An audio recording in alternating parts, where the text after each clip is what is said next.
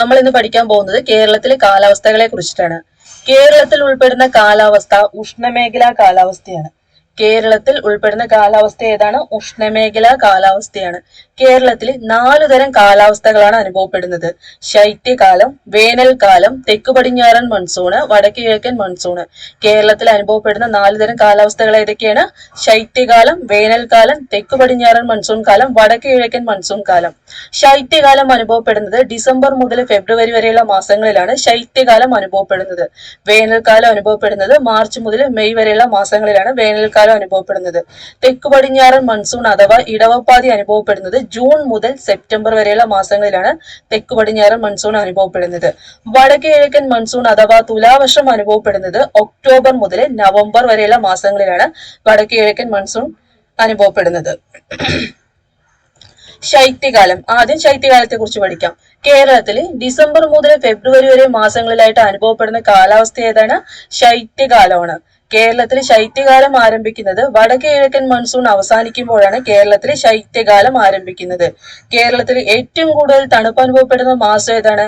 ജനുവരിയാണ്. ഒന്നുകൂടി നോക്കാം. കേരളത്തിൽ ഡിസംബർ മുതൽ ഫെബ്രുവരി വരെയുള്ള മാസത്തിലായിട്ട് ശൈത്യകാലം അനുഭവപ്പെടുന്നു. കേരളത്തിൽ ശൈത്യകാലം ആരംഭിക്കുന്നത് വടക്ക് കിഴക്കൻ മൺസൂൺ അവസാനിക്കുമ്പോഴാണ്.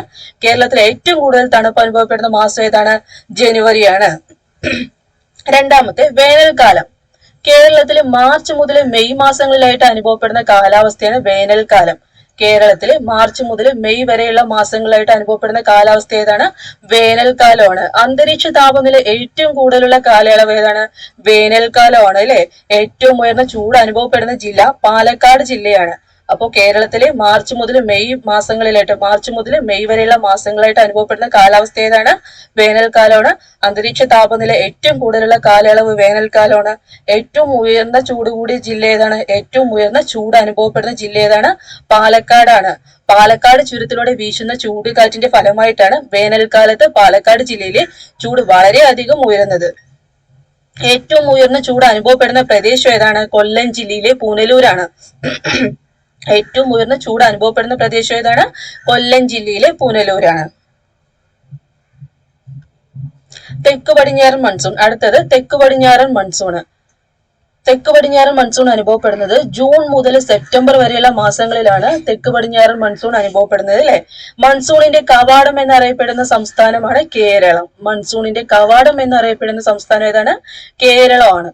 മൺസൂൺ എന്ന വാക്കിന്റെ ഉൽപ്പത്തി ഏത് ഭാഷയിൽ നിന്നാണ് വന്നത്? അറബി ഭാഷയിൽ നിന്നാണ്.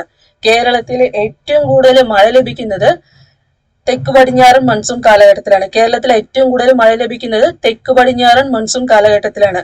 തെക്കു പടിഞ്ഞാറൻ മൺസൂൺ കാലം അറിയപ്പെടുന്നത് കാലവർഷം എന്നും ഇടവപ്പാതി എന്നും അറിയപ്പെടുന്നുണ്ട്. തെക്കു പടിഞ്ഞാറൻ മൺസൂണ് കാലവർഷം എന്നും ഇടവപ്പാതി എന്നും അറിയപ്പെടുന്നുണ്ട്.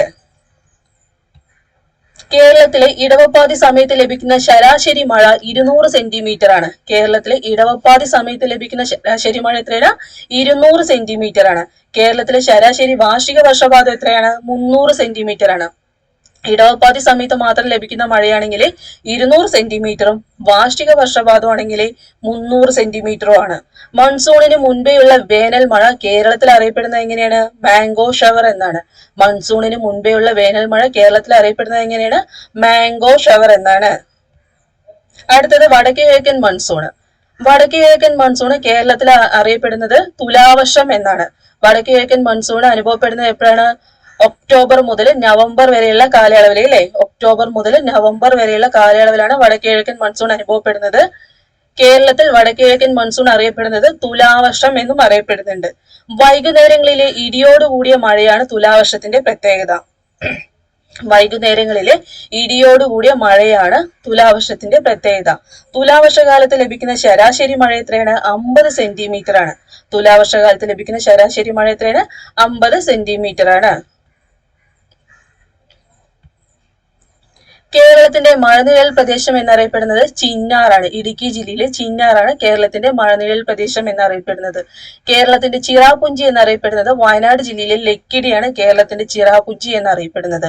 ഏറ്റവും കുറവ് മഴ ലഭിക്കുന്ന പ്രദേശം ചിന്നാറാണ്. ഇടുക്കി ജില്ലയിലെ ചിന്നാറിലാണ് കേരളത്തിലെ ഏറ്റവും കുറവ് മഴ ലഭിക്കുന്ന പ്രദേശം. ഏറ്റവും കൂടുതൽ മഴ ലഭിക്കുന്ന മാസം ജൂലൈ ആണ്. കേരളത്തിൽ ഏറ്റവും കൂടുതൽ മഴ ലഭിക്കുന്ന മാസം ഏതാണ്? ജൂലൈ ആണ്. ഏറ്റവും കുറവ് മഴ ലഭിക്കുന്ന മാസമാണെങ്കിലോ ജനുവരിയാണ്. ഏറ്റവും കൂടുതൽ മഴ ലഭിക്കുന്ന ജില്ല ഏതാണ്? കോഴിക്കോട് ജില്ലയാണ്. കേരളത്തിൽ ഏറ്റവും കൂടുതൽ മഴ ലഭിക്കുന്ന ജില്ല ഏതാണ്? കോഴിക്കോട് ജില്ലയാണ്. ഏറ്റവും കുറവ് മഴ ലഭിക്കുന്ന ജില്ലയാണെങ്കിലോ തിരുവനന്തപുരം ജില്ലയാണ്. കേരളത്തിൽ ഏറ്റവും കൂടുതൽ മഴ ലഭിക്കുന്ന പ്രദേശം ഏതാണ്? നേര്യമംഗലമാണ്. എറണാകുളം ജില്ലയിലെ നേര്യമംഗലമാണ്. അപ്പോ ഏറ്റവും കൂടുതൽ മഴ ലഭിക്കുന്ന മാസം ഏതാണ്? ജൂലൈ മാസമാണ്. ഏറ്റവും കുറവ് മഴ ലഭിക്കുന്ന മാസം ജനുവരിയാണ്. ഏറ്റവും കൂടുതൽ മഴ ലഭിക്കുന്ന ജില്ല കോഴിക്കോടാണ്. ഏറ്റവും കുറവ് മഴ ലഭിക്കുന്ന ജില്ല തിരുവനന്തപുരം ജില്ലയാണ്. കേരളത്തിൽ ഏറ്റവും കൂടുതൽ മഴ ലഭിക്കുന്ന പ്രദേശം ഏതാണ്? നേര്യമംഗലം. മൺസൂൺ കാറ്റുകളുടെ ഗതിമാറ്റം ആദ്യമായി നിരീക്ഷിച്ച ഗ്രീക്ക് നാവികനാരാണ്? ഹിപ്പാലസ് അല്ലെ. മൺസൂൺ കാറ്റുകളുടെ ഗതിമാറ്റം ആദ്യമായി നിരീക്ഷിച്ച ഗ്രീക്ക് നാവികനാരാണ്? ഹിപ്പാലസ്. ഹിപ്പാലസ് ഇന്ത്യയിലെത്തിയ വർഷം AD 45 ഹിപ്പാലസ് ഇന്ത്യയിലെത്തിയ വർഷം എപ്പോഴാണ്? AD 45. ചെങ്കടലിൽ കൂടി കേരളത്തിലേക്കുള്ള എളുപ്പമാർഗം കണ്ടെത്തിയ നാവികനാണ് ഹിപ്പാലസ് അല്ലെ. ചെങ്കടലിൽ കൂടി കേരളത്തിലേക്കുള്ള എളുപ്പമാർഗം കണ്ടെത്തിയ നാവികനാരാണ്? ഹിപ്പാലസ്. ഹിപ്പാലസ് കാറ്റ് എന്നറിയപ്പെടുന്നത് തെക്ക് പടിഞ്ഞാറൻ മൺസൂൺ ആണ്. ഹിപ്പാലസ് കാറ്റ് എന്നറിയപ്പെടുന്നത് ഏതാണ്? തെക്ക് പടിഞ്ഞാറൻ മൺസൂൺ ആണ്. എല്ലാവർക്കും എന്റെ ക്ലാസ് ഇഷ്ടമായെങ്കിൽ ലൈക്ക് ചെയ്യുക, ഷെയർ ചെയ്യുക, സബ്സ്ക്രൈബ് ചെയ്യുക. താങ്ക്